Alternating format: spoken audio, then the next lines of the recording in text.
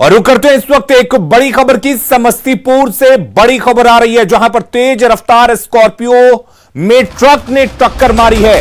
दूल्हा दुल्हन और एक बच्चा हादसे में जख्मी हो गए हैं। दूल्हे के चचेरे भाई की हादसे में मौत हो गई है। शादी के बाद गाड़ी से लौट रहे थे दूल्हा दुल्हन, बेगूसराय से विदा कराकर मुजफ्फरपुर लेकर जा रहे थे। समस्तीपुर के सुजवालपुर के पास यह हादसा हुआ है। आपको बता दें कि शादी समारोह से एक परिवार वापस लौट रहा था, स्कॉर्पियो में टक्कर मारी है ट्रक ने। हमारे साथ मुकेश जुड़े हुए इस खबर पर ज्यादा जानकारी के लिए। मुकेश, आपसे जानना चाहेंगे कैसे हुआ है हादसा और फिलहाल घायलों की स्थिति क्या है? समस्तीपुर जिला और वैशाली जिला का बॉर्डर इलाका है और बंगरा थाना के निकट जो गांव पड़ता है सुजावलपुर, उसके पास हादसा हुआ है। जो जानकारी परिजनों के द्वारा दी गई उसके मुताबिक बेगूसराय से निकाह करा करके ये लोग लौट रहे थे। उसी दरमियान सुजावलपुर के पास अचानक जो स्कॉर्पियो से जिसे दूल्हा दुल्हन और अन्य लोग जो सवार थे, जिसमें उसकी रफ्तार बढ़ गई, कहे तो चालक ने नियंत्रण खो दिया और सामने से जो ट्रक आगे बढ़ रही थी उस ट्रक के पीछे से जाकर के जबरदस्त टक्कर मारी, जिसमें मौके पर ही चचेरे भाई जो दूल्हा थे उनकी मौत हो गई और दुल्हन और एक 10 साल का बच्चा घायल है, जिसमें दुल्हन की स्थिति काफी गंभीर है। दूल्हा भी गंभीर है लेकिन ज्यादा चोट सर में है, लेकिन दुल्हन की स्थिति काफी खराब थी, जिसे आनंद फनान में ग्रामीणों के सहयोग से पुलिस को सूचना दी गई। उसके बाद सदर अस्पताल लाया गया, जहां से प्राथमिक उपचार के बाद SKMCH मुजफ्फरपुर भेजा गया और ये सभी लोग मुजफ्फरपुर के औराई थाना क्षेत्र के रहने वाले थे, जो बेगूसराय से निकाह के रस्म को पूरा करने के बाद दुल्हन के साथ वापस लौट रहे थे। जी अली, क्या ट्रक ड्राइवर को गिरफ्तार कर लिया गया है? ट्रक को पुलिस ने जब्त किया है? जी अली, ट्रक आगे बढ़ रही थी, वो अपने रफ्तार में आगे बढ़ रही थी और अचानक पीछे से जाके टक्कर मारा गया और जिसके बाद ट्रक वहां से मौके से निकल आगे बढ़ गई थी। पुलिस को हालांकि सूचना दी गई थी, जो आगे के थाना थे उसको भी सूचना दी गई, लेकिन ट्रक पुलिस की गिरफ्त में आया या नहीं आया इसकी सूचना अभी तक नहीं प्राप्त हुई। अली, चलिए, बहुत बहुत शुक्रिया मुकेश आपका तमाम जानकारी देने के लिए। अरवल जिले में मेहदिया पुलिस को बड़ी कामयाबी मिली है। पुलिस ने 2 ट्रक विदेशी शराब जब्त की है, जिसकी बाजार में कीमत 1 करोड़ रुपए बताई जा रही है। पुलिस ने 2 चालकों को गिरफ्तार किया है। औरंगाबाद जिले से छपरा में शराब को खपाने की योजना थी। राष्ट्रीय राजमार्ग 139 पर वाहन चेकिंग के दौरान पुलिस को यह सफलता मिली है। पुलिस मुख्य तस्कर की तलाश में जुट गई है। तो 1 करोड़ की शराब बरामद की गई है। अरवल से यह बड़ी खबर इस वक्त आपको बता दें, 2 ट्रक विदेशी शराब को जब्त किया गया है, जिसकी कीमत 1 करोड़ बताई जा रही है। दोनों ट्रक के चालक को गिरफ्तार भी कर लिया गया है। मेहदिया पुलिस को यह बड़ी कामयाबी मिली है।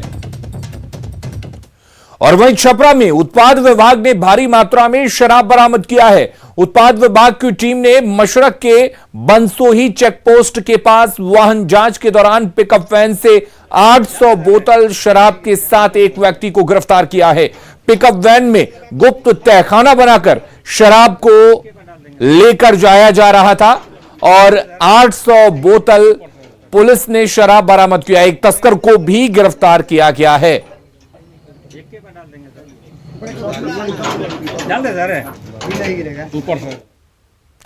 अगली खबर खगड़िया से है, जहां मत्स्यजीवी सहयोगी समिति के मंत्री अशोक सहनी का अपहरण हो गया है। परिवार के लोगों ने उनके अपहरण के पीछे समिति के पूर्व अध्यक्ष सिकंदर सहनी के बेटे का हाथ होने का आरोप लगाया है। अशोक सहनी गंगौर के पास स्थित जलकर से अपनी बाइक से अपने घर वापस लौट रहे थे। बाइक उनका ड्राइवर चला रहा था। इसी दौरान कुछ लोग कार से आए और दोनों को उठाकर ले गए। बाद में अपराधियों ने अशोक सहनी के ड्राइवर बबलू को छोड़ दिया, जिससे पुलिस पूछताछ कर रही है। पुलिस भी आपसी रंजिश में अपहरण का मामला मानकर आगे की जांच कर रही है। उसमें भी समझाए, उधर जाओ तो सुरक्षित जाओ। जलकर पर बात हुई है, फोन किए, बोले हाँ हम तो जलकर आ गए। उसके बाद हम फोन नहीं किए। तो एकाएक फोन आया कि दरोगा फोन किया कि जो अशोक जी का गाड़ी मिला है और अशोक जी कहाँ है। बोले सर घर पे तो नहीं है, जलकर पे गए। तो बस वही बात हुआ। हरण कर सकता है, कौन कर सकता? किसी से? सिकंदर सर का बेटा। क्यों? किसी से दुश्मनी है? किसी से हाँ, कुछ दुश्मनी है। क्या? बहुत बार फंसाना चाहे, दूसरे को गोली मार के जो फंसा सकता है तो फिर अपहरण करना कौन सी बड़ी बात। रेलवे ढाला के पास जो है अज्ञात अपराधकर्मी जो है स्विफ्ट डिजायर गाड़ी से उसको ओवरटेक किया और रोका और उसको बैठाया गाड़ी पर। मोटरसाइकिल से आ रहा था और गनगौर तरफ ही भागने की सूचना है। पहले से रंजिश तो उसका है, चुनाव को लेकर रंजिश है, लेकिन अभी तो जांच अनुसंधान के बाद ही कुछ अभी तक तो प्रथम दृष्टि लग रहा है कि यह अपहरण ही। पूर्णिया सदर विधायक विजय खेमका पर एक युवक ने बदसलूकी का आरोप लगाया है। साथ ही विधायक के गार्ड पर पिटाई का भी आरोप लगाया है और SC/ST थाने में शिकायत दर्ज कराई गई है। युवक अनिल राम ने बताया कि स्थानीय समस्या के बारे में बताने पर विधायक जी भड़क गए और गाली गलौज करने लगे, जबकि उनके गार्ड ने थप्पड़ जड़ दिया। हालांकि विधायक ने ऐसी घटना से इनकार करते हुए कहा है कि वे महादलित टोले में प्रधानमंत्री के मन की बात कार्यक्रम में शामिल होने गए थे। इसी दौरान एक युवक कार्यक्रम में बाधा डाल रहा था, उसके साथ किसी ने मारपीट नहीं की है। वहीं थानाध्यक्ष ने बताया कि थाने में एक आवेदन मिला है, लेकिन बाहर रहने की वजह से उन्हें ज्यादा जानकारी नहीं है। विजय खेमका जी एकदम आक्रोशित हो गया। अरे यही सब करने के लिए हम बैठे हुए हैं, यही सब चीज देखने के लिए बैठल हैं। भगा बॉडीगार्ड से, भगा के हमको बॉडीगार्ड से मार 2-4 चमेटा खिलवा दिए। अच्छा। और विजय खेमका जी मेरा हाथ पकड़ के जब पब्लिक जुटा, जब पब्लिक आक्रोशित हुआ, तब उसको बाद विजय खेमका जी माननीय हमको लेके अंदर ले गए, दिखाए कहाँ है, क्या बाजार समिति है, ये सब में नहीं होगा विकास विकास, क्या मरो तुम लोग। मैं कहा कि आपको बगल में जो बस्ती है थोड़ा वहाँ भी देख लीजिए, पानी वानी लगा हुआ है, नाला उला। हमने कहा कि चलो हम देख लेते हैं। और एक लड़का कुछ ज़्यादा बोल रहा था तो कुछ वहाँ के स्थानीय लोग उसको डांट भी रहे थे कि अरे विधायक जी तो स्वयं जा रहे हैं देखने के लिए। तो मेरे सामने में किसी भी प्रकार की कोई घटना वहाँ पर नहीं हुई, कोई प्रकार की बात नहीं। CPIM विधायक अजय कुमार पर हमले के खिलाफ पार्टी कार्यकर्ताओं ने समस्तीपुर पटना सड़क को जाम कर प्रदर्शन किया। विभूतिपुर विधायक अजय कुमार पर कल पार्टी दफ्तर में घुसकर कुछ लोगों ने जानलेवा हमला किया था। पार्टी कार्यकर्ताओं ने एक व्यक्ति को पकड़कर पुलिस के हवाले भी किया है। विधायक ने कानून व्यवस्था पर सवाल उठाया और हमलावरों की जल्द गिरफ्तारी की मांग की। कानून व्यवस्था नाम की कोई चीज नहीं है, और जब MLA के ऊपर हमला हो रहा है और पुलिस नहीं पूछ रही है तो जनता का क्या होगा। और अभी हमारे साथ में CPI के MLA बकरी के सूर्यकांत पासवान जी हैं, ML के जिला सचिव उमेश जी हैं, तो एक बड़ी लड़ाई होगी अपराध के खिलाफ। जमुई के नकटी डैम से बरामद लड़की और लड़के का शव मिलने का मामला हॉरर किलिंग का निकला। पोस्टमार्टम रिपोर्ट और जांच के 2.5 महीने बाद पुलिस ने यह खुलासा किया। पुलिस के मुताबिक दोनों की हत्या लड़की के पिता ने अपने कुछ सहयोगियों के साथ मिलकर की थी और शव को डैम में फेंक दिया था। शव 14 मार्च को बरामद हुआ था। पुलिस ने हत्या के आरोप में लड़की के पिता तूफानी यादव को गिरफ्तार कर लिया है। पोस्टमार्टम रिपोर्ट में क्लियर कट डॉक्टर ने कहा कि दोनों की हत्या की गई है। सीधा सीधा कहा गया कि दोनों की हत्या हुई है। सर पर गंभीर चोट है, गले पे चोट है। फिर हम लोगों ने लड़के के पिता को भी बुलाया, लड़के की मां को बुलाया, तो उन लोगों ने पूरा डिटेल बताया कि उस समय हम लोग डरे हुए थे या फिर हमको भी पता नहीं था कि मारा गया है। इस वजह से हम उसमें UD कांड दर्ज कराए। लड़की के पिता को बहुत मुश्किल से गिरफ्तार कर लिया गया। 5 लोग और हैं नामजद इसमें, उसकी भी गिरफ्तारी के लिए DSP झाझा के नेतृत्व में एक टीम बनाई गई है, वो गिरफ्तारी हो जाएगी। नालंदा में खुलेआम राइफल लहराने की तस्वीरें वायरल हो रही हैं। 2 युवकों ने राइफल से हवाई फायरिंग भी की, जिससे इलाके में दहशत फैल गई। तस्वीरें गिरिधरचक गांव की हैं। बताया जा रहा है कि गांव के श्याम चौहान और सूर्यदेव चौहान के बीच मछली मारने को लेकर विवाद हुआ था, जिसके बाद गोलीबारी की गई। खुलेआम फायरिंग की तस्वीरें वायरल होने के बाद पुलिस मामले की जांच कर रही है। बाद में दोनों युवकों को गिरफ्तार कर लिया गया और हथियार जब्त कर लिए गए।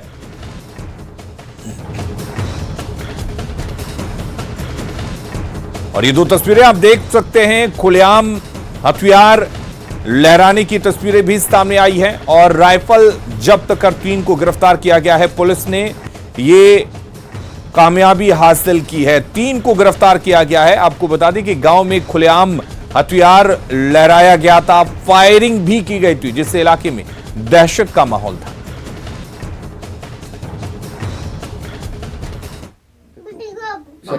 जैसा कि आप लोग देख रहे हैं उस वायरल वीडियो में कुल 2 व्यक्ति हैं जो हथियार का प्रदर्शन करते हुए फायरिंग इत्यादि कर रहे हैं। उसमें हम लोगों ने दोनों जो हथियार है, जो DBBL गन है, उसकी बरामदगी की है। एक जिंदा 12 बोर का कारतूस है और जो हथियार लहराते हुए जो 2 लोग, उसके साथ साथ एक और अन्य लोग, कुल 3 अभियुक्तों की गिरफ्तारी हुई है। नालंदा में ही 4 दिन पहले हुई शादी, लड़की के उसके पुराने आशिक ने गोली मारकर हत्या कर दी। वहीं खुद को गोली मारने वाले आरोपी प्रेमी ने भी इलाज के दौरान दम तोड़ दिया। घटना बिहार शरीफ के भागन बिगहा की है। 26 मई को तूफानगंज के भागन बिगहा गांव की बिंदु की शादी किसी और लड़के से हुई थी, जिससे उसका पुराना प्रेमी बर्दाश्त नहीं कर सका और शादी के बाद मायके आई लड़की जब वापस ससुराल लौट रही थी, तभी रास्ते में सिरफिरे आशिक ने उसकी गोली मारकर हत्या कर दी और खुद को भी गोली मारकर जख्मी कर लिया, जिसे आनंद फानंद में अस्पताल में भर्ती कराया गया था। बाद में उसे बेहतर इलाज के लिए पटना रेफर किया गया, लेकिन रास्ते में उसकी भी मौत हो गई। अब पुलिस इस पूरे मामले की पड़ताल में जुटी है। भागलपुर के जवाहरलाल नेहरू चिकित्सा अस्पताल के MCH कोरोना वार्ड से गायब ऑक्सीजन सिलेंडर में से 28 मिल गए हैं। 2 सिलेंडर की तलाश की जा रही है। अस्पताल अधीक्षक ने सिलेंडर चोरी की बात को खारिज करते हुए कहा कि अस्पताल में ही ये सभी सिलेंडर मिले हैं। ऑक्सीजन सिलेंडर की तलाश के लिए 3 सदस्यों की टीम गठित की गई थी। ऑक्सीजन सिलेंडर गायब होने का अफवाह जो है बहुत जोरों पर था और ये कहा जा रहा था कि गायब हो गया। कुछ हमारे लोग भी इसमें जो है बयान दे दिए कि गायब हो गया हड़बड़ी में, जबकि जब मुझे पता चला तो मैंने कहा कि नहीं, मैं खुजवाता हूँ, क्योंकि पूरे अस्पताल में मरीज फैले हुए थे और सिलेंडर एक वार्ड से दूसरे वार्ड में गया, सिस्टर्स के रूम में रहा या जहाँ पे गैस फिलिंग होता है वहाँ रहा, तो उसकी खोज की जा रही थी और कल शाम को हमको 28 सिलेंडर मिल चुका है। अब और भी 2 सिलेंडर है तो वो भी कहीं होगा ही। अभी तो कैमूर में लॉकडाउन में महिला थाने में प्रेमी युगल ने शादी रचाई। महिला थाना परिसर में बने शिव मंदिर में शादी हुई, जिसमें परिजनों के साथ पुलिस वाले भी बाराती बने। भभुआ के बेतुरी गांव के शुभम ने प्रेमिका स्नेहा से शादी रचाई।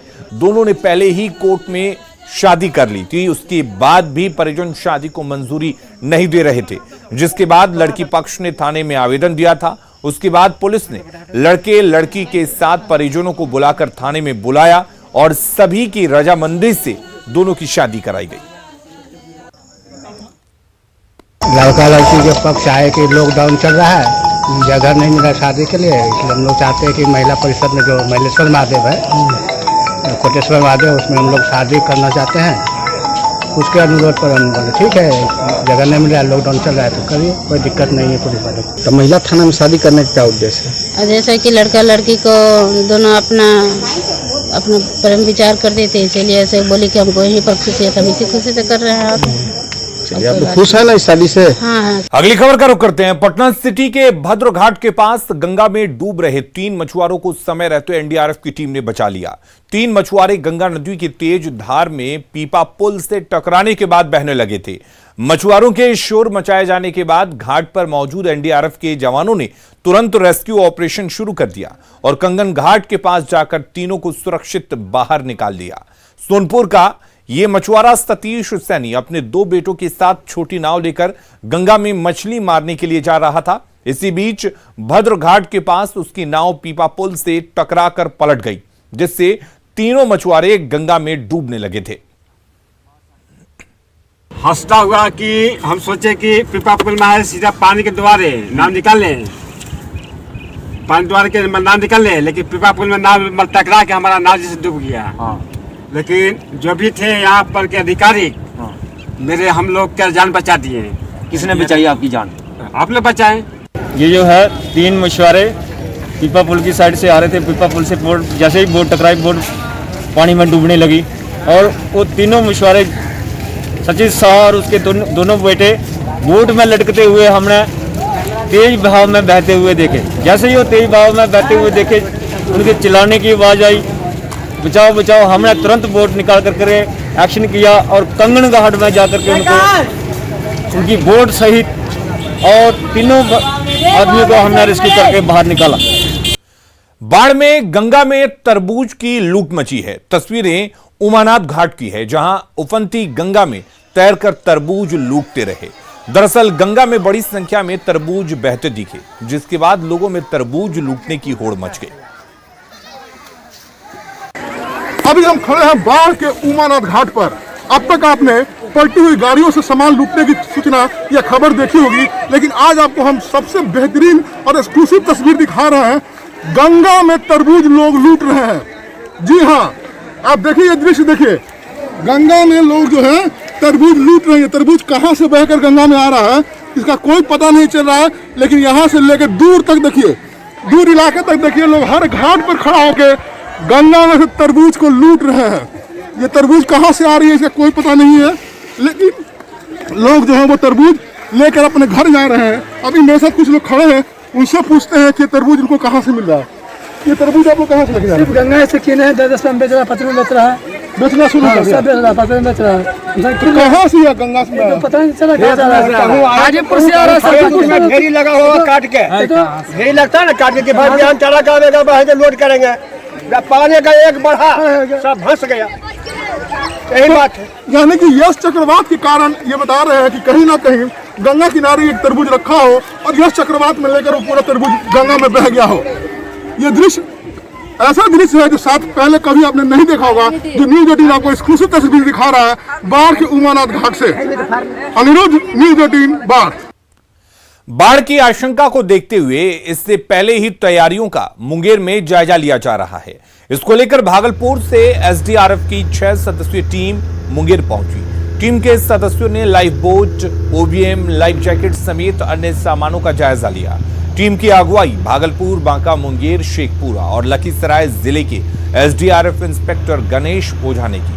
डीएम रचना पाटिल द्वारा बाढ़ की तैयारियों को लेकर भागलपुर के जिलाधिकारी को पत्र भेजा गया था, जिसमें कहा गया था कि बाढ़ की संभावना को लेकर जिले में बाढ़ के दौरान बचाव दल द्वारा उपयोग में लाने वाले बचाव उपकरणों की जांच की आवश्यकता है। टीम ने गंगा घाटों पर जाकर वहां के जल स्तर और बोट मशीनों की जांच की।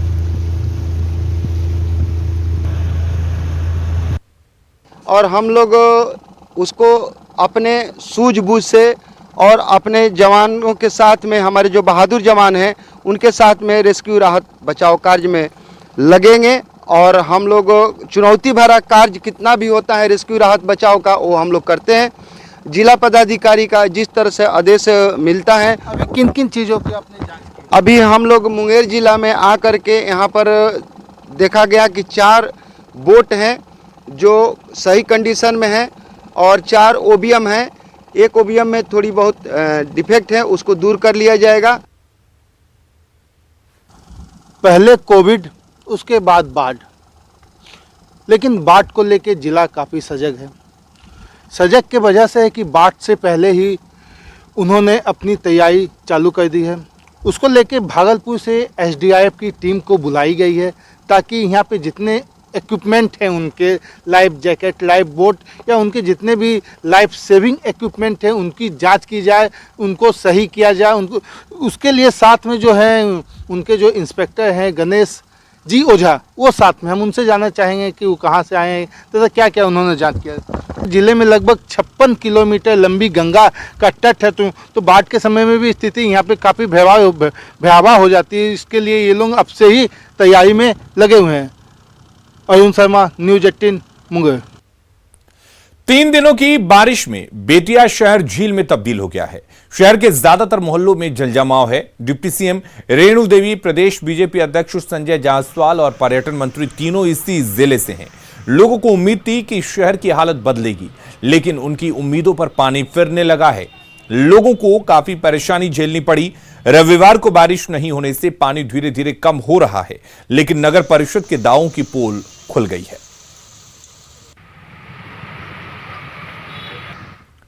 दरभंगा शहर के साथ डीएमसीएच से बरसाती पानी निकालने के लिए 16 पंप लगाए गए हैं। अस्पताल के वार्ड से पानी निकाला जा रहा है। शहर के 19 वार्डों में जलजमाव है। यास तूफान के बाद हुई बारिश से डीएमसीएच में पानी भर गया था। बाद में डीएम ने अधिकारियों के साथ बैठक की और पानी निकालने का आदेश दिया। डीएमसीएच में कई पंप लगाकर पानी निकाला जा रहा है। वार्ड से पानी निकालने जाने के बाद कैंपस से पानी निकाला जा रहा है। उम्मीद है कि कल तक शहर से पानी निकाल लिया जाएगा। खबरें लगातार जारी हैं, आप बने रहिए न्यूज़ 18 बिहार झारखंड के साथ।